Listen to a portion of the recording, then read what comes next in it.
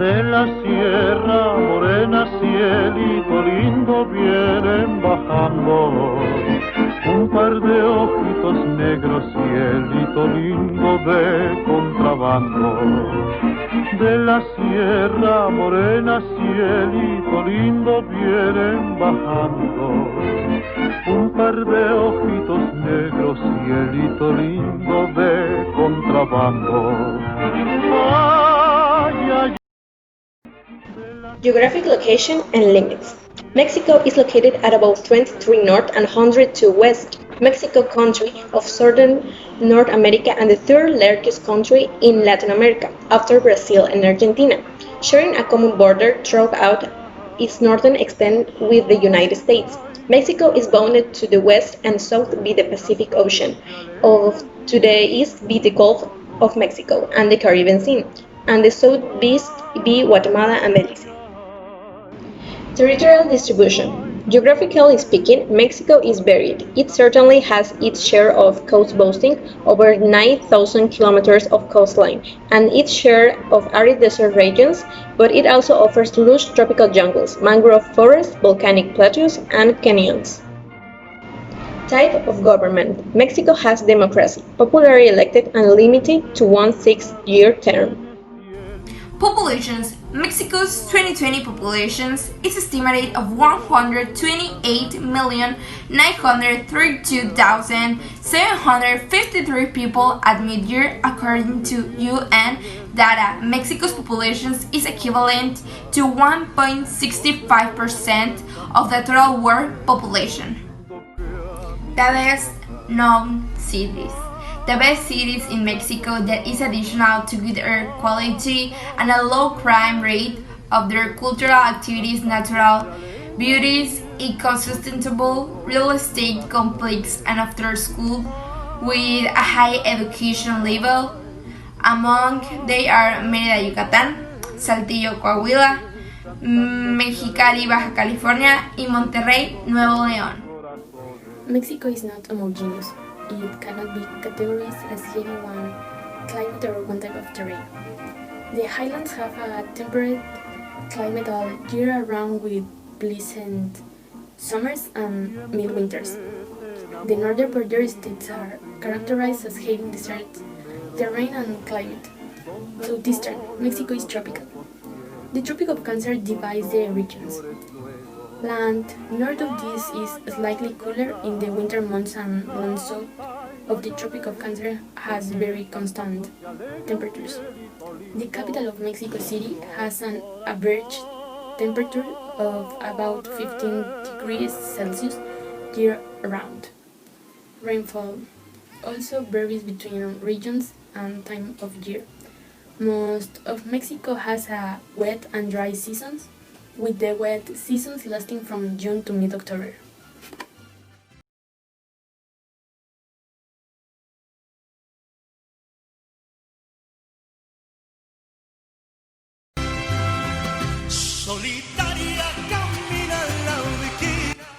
September 16, year 1810, the Cry of Dolores.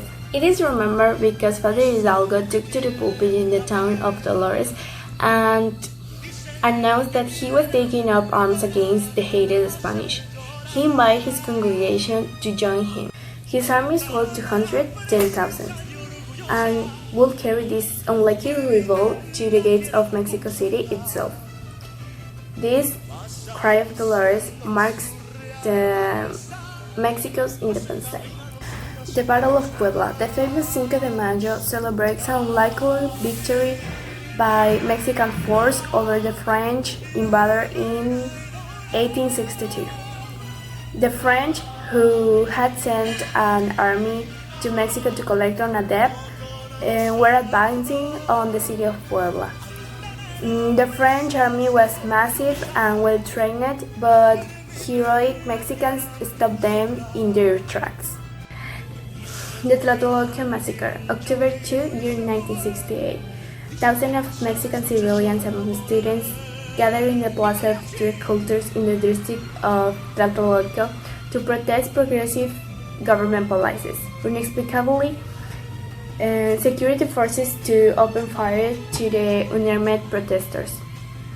resulting in the death of hundreds of civilians, marking one of the lowest points in the recent Mexican history.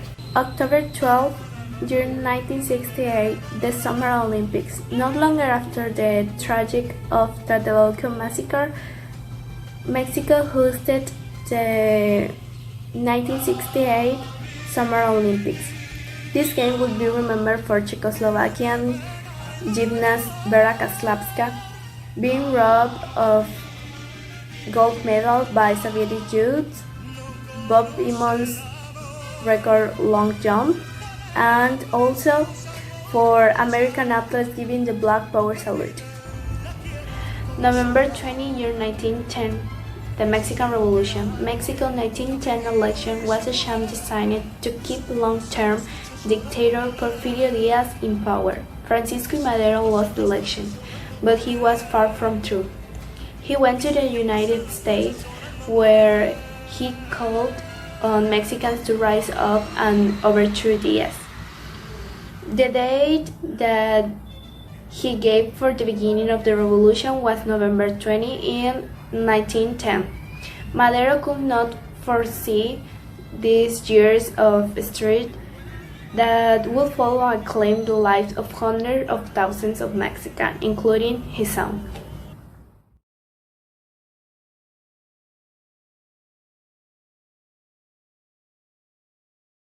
Para todos mi amistad llevo en la mano, soy así de corazón, vagabundas por Enchilada. This is a rolled up tortilla with filling, which can include meat, beans, and vegetables, and covered in a chili pepper sauce. Mole. This is a popular sauce with dark color and lots of spice.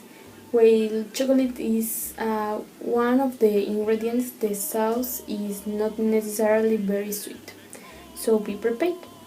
While the sauce doesn't necessarily need to cook for long, this is a particularly labor-intensive sauce. It's common for mole recipes to require dozens of ingredients, including spices ground by hand, to create that perfectly balanced flavor. Chilaquiles. This popular traditional breakfast dish features lightly fried corn tortilla cut into quarters and topped with green or red salsa. The red is slightly spicier. Scrambled or fried eggs and pulled chicken are usually added on top, as well as cheese and cream. Chilaquiles are often served with a healthy dose of frijoles, refried beans. Pozole. According to anthropologists, this pre-Hispanic soup was once used as part of ritual sacrifices. These days, chicken, pork, and vegetarian pozole versions are readily available in more everyday surroundings, made from homemade corn with plenty of herbs and spice. The dish is traditionally stewed for hours, often overnight.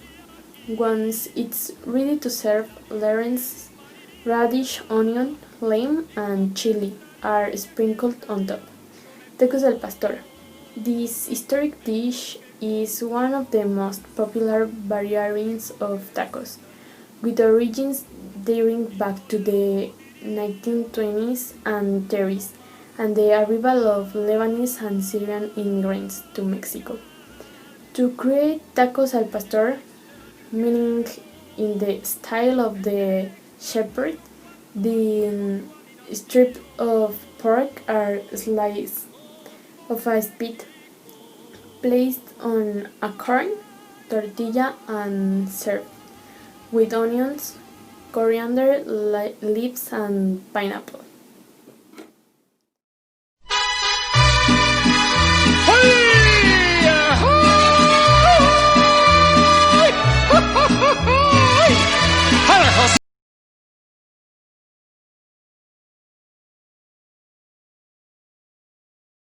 Teotihuacán. In the 2nd century BC, a new civilization arose in the Valley of Mexico. This civilization built the flourishing metropolis of Teotihuacan and its huge pyramids. The Pyramid of the Sun was built around 100 AD and is the largest pyramid in the Teotihuacan and all of Mexico. The construction of smaller Pyramid of the Moon started a century later and was finished in 450 AD. 7 centuries after the demise of the Teotihuacan Empire, the pyramids were honored and utilized by the Aztecs and became a place of pilgrimage. Mesoamerica's greatest city in use 31 miles northeast of Mexico City and can be reached by bus or taxi. Chichen Itza. Chichen Itza is the largest of the Maya cities in the Yucatan Peninsula and one of Mexico's most visited tourist destinations. The most famous landmark of Chichen Itza is the Temple Pyramid of El Castillo. The design of the temple has special astronomical significance. Each face of the pyramid has a stairway with 91 steps, which together with the shared step at the top add up to 365, the number of the days in the year. Other highlights of Chichen Itza include the Great Balcourt and El Caracol, a circular temple which serves as an astronomical observatory. Tulum. Tulum is situated on the east coast of the Yucatan Peninsula. It once served as the major port of the Mayan city of Coba. Tulum was built around 1200 AD when the Mayan civilization was already in decline and therefore lacks the elegance of some other famous cities. The tropical beach backdrop, however, makes this a stunning top attraction which should not be missed. Accommodation can range from cabanas to 5-star luxury resorts. The Cooper Canyon. The Cooper Canyon is in fact a network of canyons which together are several times larger than the Grand Canyon. The most popular way to explore the Cooper Canyon is on the Chihuahua al Pacifico Railway.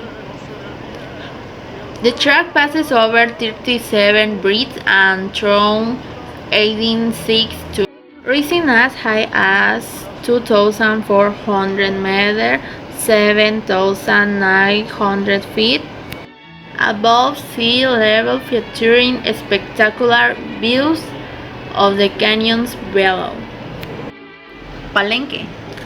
Palenque is an archaeological site that was located on the western edge of the Mayan Empire in the present-day state of Chiapas, Mexico. Palenque is much smaller than some of its Mayan neighbor cities, but it contains some of the finest architecture and sculptures the Maya ever produced.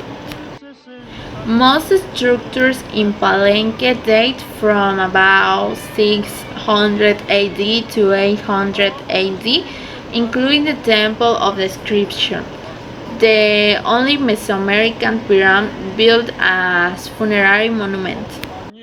Acapulco. Acapulco cliff divers were to stay. Acapulco is the original Mexican resort on which came into prominence by the 1950s as a gateway for Hollywood stars and millionaires. No visit to Acapulco is complete without watching the cliff divers perform their impressive jumps to ocean.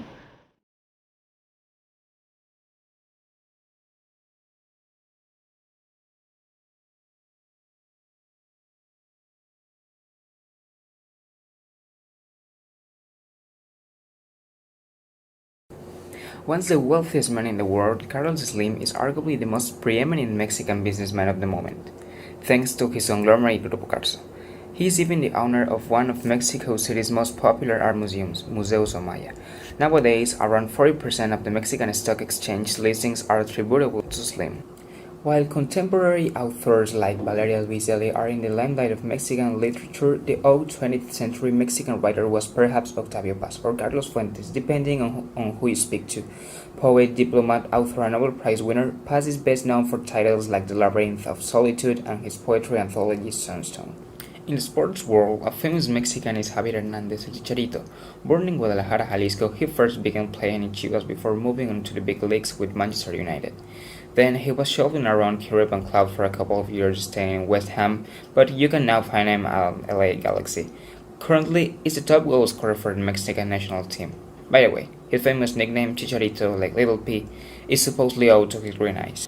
Artist, proto-feminist inspiration, and famous monobrow queen Frida Kahlo is easily the first person to come to mind when you think well-known Mexicans, and it's not too hard to see why.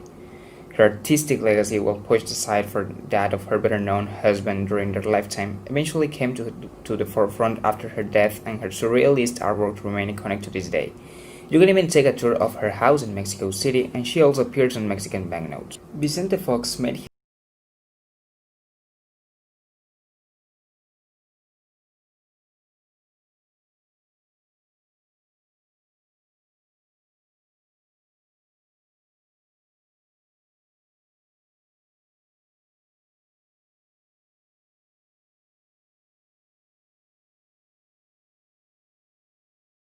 his name as the first president of Mexico in a long line of pre-presidents from the years 2000 to 2006.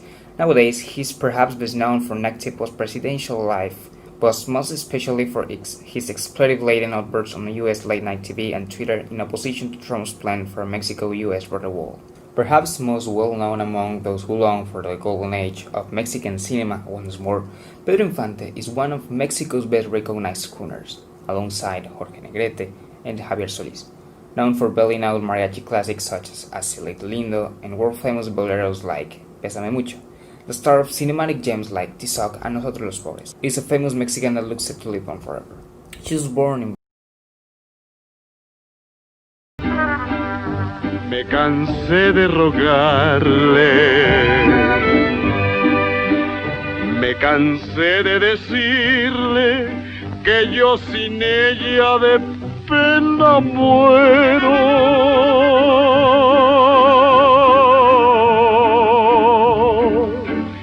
Ya no quiso escucharme.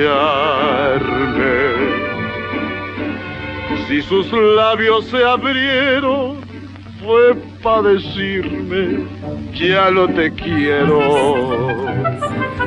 Yo sentí que mi vida Heidi started her career in telenovelas before getting her big break north of the border in the Mariachi trilogy with Desperado and Once Upon a Time in Mexico. Having said that, Fate in 2002 was definitely the film that brought her to a wider audience. From there, Hayek went on to produce Ugly Betty and continues to work in Hollywood to this day. Qué triste que luce todo sin ti. Los mares de las playas se van, se tiñen los colores de gris. Venga, mamita, venga, dice. Hoy todo es soledad. No sé si vuelva a verte después, no sé qué de mi vida será. Sin el lucero azul de tu ser, que no me alumbra ya. Hoy quiero saborear mi dolor, no pido compasión ni piedad. La historia de este dulce amor se escribió para la eternidad.